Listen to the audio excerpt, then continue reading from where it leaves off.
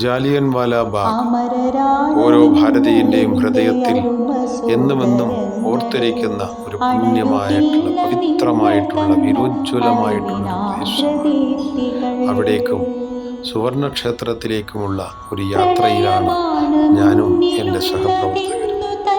ആദ്യം ജാലിയൻ വാലാ ബാഗിലെ കാഴ്ചകൾ കണ്ടതിനു ശേഷം സുവർണക്ഷേത്രത്തിലേക്ക്. ബ്രിട്ടീഷുകാരുടെ ക്രൂരതയ്ക്കിരയായ ജാലിയൻ വാലാ ബാഗ് ആയിരങ്ങൾ തടിച്ചുകൂടിയ മഹാസമ്മേളനത്തിൽ അവരുടെ വിരുമാറിലേക്ക് നിറയൊഴിച്ച ബ്രിട്ടീഷ് കാപാലികത്വത്തിൻ്റെ സ്മരണ ഉണർത്തുന്ന വീരഭൂമി.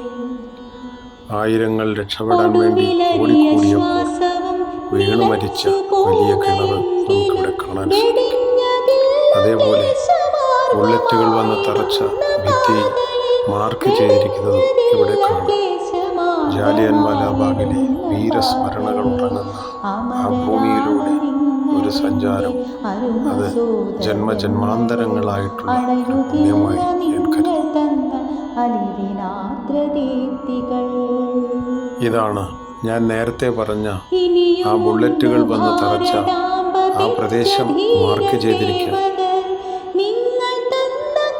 ആയിരങ്ങൾ ജീവൻ രക്ഷിക്കാൻ വേണ്ടി ഓടിയപ്പോൾ അവർക്ക് രക്ഷപ്പെടാൻ പറ്റാത്ത രീതിയിൽ അവർ വീണു മരിച്ച കിണറാണ് നമ്മൾ നേരത്തെ കണ്ടത്.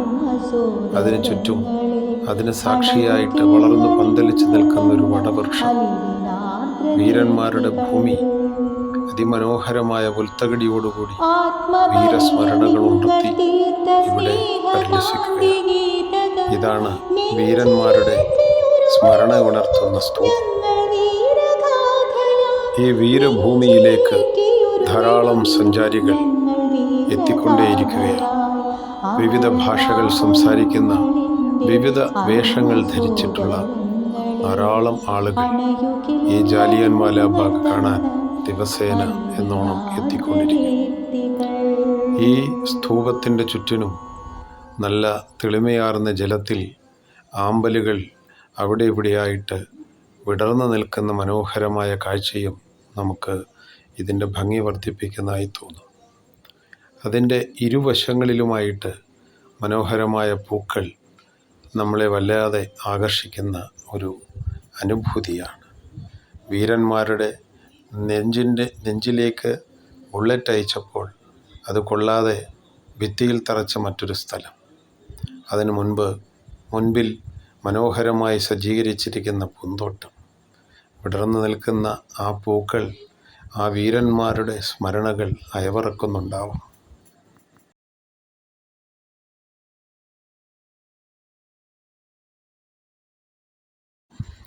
ഈ പൂന്തോട്ടത്തിൻ്റെ കാഴ്ചകൾ കണ്ട് നമ്മൾ എത്തുന്നത് മറ്റൊരു ബുള്ളറ്റ് തറച്ച പ്രദേശത്തിലേക്കാണ്. അതും കഴിഞ്ഞ് നമ്മളെത്തുമ്പോൾ സാൽവേഷൻ ഗ്രൗണ്ട് നമുക്ക് കാണാൻ സാധിക്കും. ഇവിടെ വളരെ പ്രൗഢഗംഭീരമായിട്ട് പതിച്ചിരിക്കുന്ന സ്ഫലകങ്ങളിൽ അവിടെ വീരമൃത്യു വരിച്ച ആയിരക്കണക്കിന് ദേശാഭിമാനികളുടെ പ്രതീകം എന്നോണം ഗാന്ധിജിയുടെയും അതേപോലുള്ള വീരന്മാരുടെയും ആ മനസ്സിലെ സങ്കല്പം, ഭാരതമാതാവിനെ കുറിച്ചുള്ള അവരുടെ ആ അഭിപ്രായങ്ങൾ ഈ കല്ലുകളിൽ വളരെ മനോഹരമായിട്ട് കൊത്തിവെച്ചിരിക്കുന്നു, എഴുതി വച്ചിരിക്കുന്നു. അത് വായിക്കുമ്പോൾ ഓരോ ഭാരതീയൻ്റെയും ഹൃദയത്തിൽ അവരുടെ ആത്മാർത്ഥതയും സ്നേഹവും ഭാരതത്തിനോടുള്ള ആ അവാച്യമായ ഭക്തിയും നമുക്ക് കാണാൻ സാധിക്കും.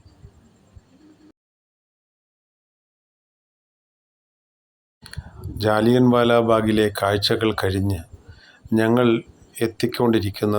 പോയിക്കൊണ്ടിരിക്കുന്നത് സുവർണക്ഷേത്രത്തിലേക്കാണ്. ആ ദൂരെ കാണുന്നതാണ് സുവർണക്ഷേത്രത്തിൻ്റെ ചില താഴികക്കുടങ്ങൾ. അവിടേക്ക് എത്തിക്കഴിയുമ്പോൾ മനോഹരമായ ആ ഗോൾഡൻ ടെമ്പിൾ സിഖ് മതവിശ്വാസികളുടെ പുണ്യസങ്കേതമാണ്. മലയാളികൾക്ക് ശബരിമല പോലെ, ഗുരുവായൂർ പോലെ ഏറ്റവും പ്രാധാന്യമേറിയ സിഖ് മതവംശജരുടെ മനോഹരമായ ഒരു ഭൂമിയിലേക്കാണ് നമ്മളിപ്പോൾ എത്തിക്കൊണ്ടിരിക്കുന്നത്. ഇവിടെ നൂറുകണക്കിന് ആളുകൾ ഇതിനടുത്തുള്ള വാഗ ബോർഡറിലേക്ക് നമ്മളെ ക്ഷണിച്ചുകൊണ്ടേയിരിക്കും. അവരുടെ കുലത്തൊഴിലായിട്ട് ഇന്നത് മാറിയിരിക്കുകയാണ്. ഈ ഗോൾഡൻ ക്ഷേത്രത്തിലേക്ക് കയറുമ്പോൾ നമ്മളെ അവർ സ്വാഗതം ചെയ്യുന്നത് കുടിവെള്ളം തന്നുകൊണ്ടാണ്. ശുദ്ധമായ കുടിവെള്ളം നമ്മൾ കുടിച്ചു കഴിഞ്ഞാൽ അത് കഴുകി വൃത്തിയാക്കുന്ന അമ്മമാരെ അവിടെ കാണാം. ഈ വീഥികളിലൂടെയാണ് നമ്മൾ പോകേണ്ടത്. എല്ലാവരും കാല് കഴുകിയതിന് ശേഷം മാത്രമേ ഇവിടേക്ക് പ്രവേശിക്കാൻ അനുവാദമുള്ളൂ. അതേപോലെ എല്ലാവരുടെയും തലയിൽ ഒരു തുണി കൊണ്ട് കെട്ടണം. തലപ്പാവില്ലാത്തവർക്ക് അവിടെ കാവി നിറത്തിലുള്ള തുണി തലയിൽ കെട്ടാൻ വേണ്ടി സജ്ജീകരിച്ചിട്ടുണ്ട്. അതെടുത്ത് നമുക്ക് തലയിൽ ചാർത്താവുന്നതാണ്. ഒരു 10-20 ഏക്കർ വലിപ്പം വരുന്ന മനോഹരമായൊരു കുളം അവിടെ കാണാം. ഈ നടപ്പാത തൂത്ത് വൃത്തിയാക്കുന്നത് അവരുടെ ഒരു സേവന പ്രവർത്തനമാണ്. പല ട്രിപ്പുകളായിട്ട് ആളുകൾ വന്ന് അത് വൃത്തിയാക്കിക്കൊണ്ടിരിക്കും. ഈ കുളത്തിൻ്റെ നടുക്കാണ് സുവർണക്ഷേത്രം സ്ഥിതി ചെയ്യുന്നത്.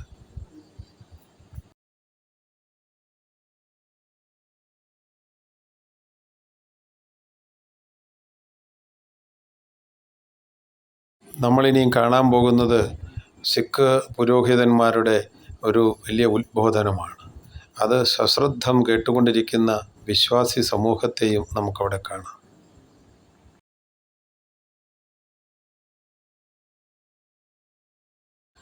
പഞ്ചാബിയിലുള്ള സംഗീതം വാദ്യവൃന്ദത്തിൻ്റെ അകമ്പടിയോടുകൂടി അവരുടെ ഗാനാലാപനം നമുക്കിവിടെ കേൾക്കാൻ സാധിക്കും.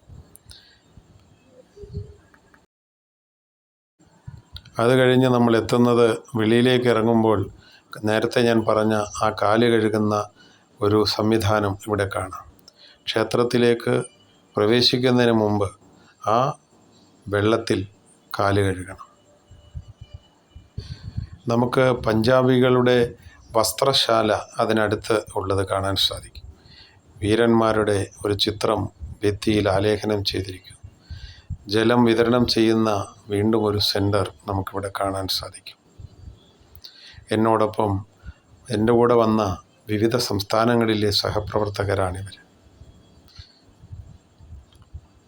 ജാലിയൻ വാലാബാഗിലേക്ക് വന്ന ആളുകളുടെ ആ ചിത്രം നമ്മൾ പ്രവേശിക്കുന്ന ഭിത്തിയുടെ ഇരുവശങ്ങളിലും ചേർത്ത് വച്ചിരിക്കുന്ന, കൊത്തിവെച്ചിരിക്കുന്ന ആ ചിത്രമാണിത്.